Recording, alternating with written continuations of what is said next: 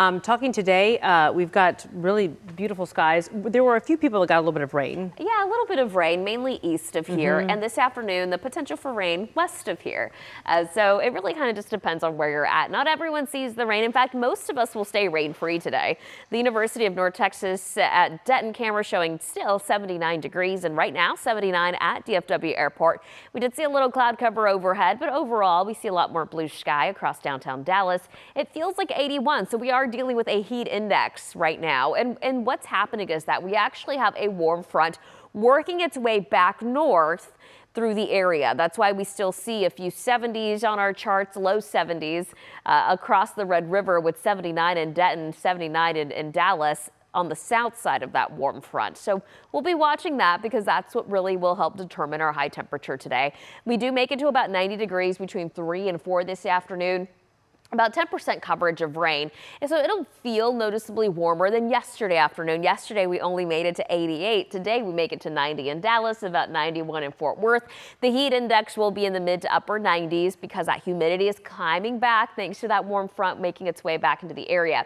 We still see a little rain along our Red River, and some very few lucky people in East Texas saw a little bit of that rain. Today though, where we're going to see the rain in the afternoon will be along our western counties. Only 10% coverage. The rest of us stay rain-free, and then we'll see dry conditions overnight. Tomorrow, I'll be watching this front. So this is around midday. You see a little activity north of the Red River. That front will slowly work its way south. That's around 5 in the afternoon. Notice it's not technically in North Texas, but ahead of that front, we'll see some scattered showers and thunderstorms. I'm keeping 20% coverage of rain in the forecast, most of it northeast of the area. That's now around 7 p.m. We see the showers and thunderstorms in the region. We're going to eventually see that front sink into North Texas. I'm going to take you to about 5 in the morning because I think that's when we'll see that front really in the Metroplex. At this point, I do think we'll see a bit more scattered showers and thunderstorms, mainly east of the Metroplex, about 20 to 30% coverage of rain.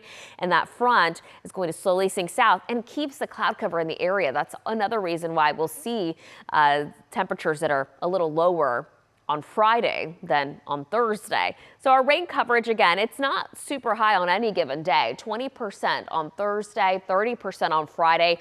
As that front moves south, it takes the rain chances with it. So about 10% coverage on Saturday. Now what we're going to be watching for is potentially some kind of moisture coming in from the west along far western counties Sunday and Monday. But as of now, there's not a strong indication of that. So I'm keeping it rain free.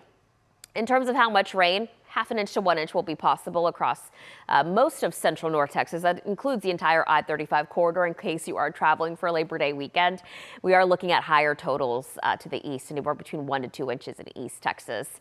Again, temperatures, they're going to go up before they come back down. So 94 degrees on Thursday, which is normal for this time of the year. And then we'll see that front come in. It'll help drop our highs to nearly 10 degrees cooler than normal on Saturday, a high near 85.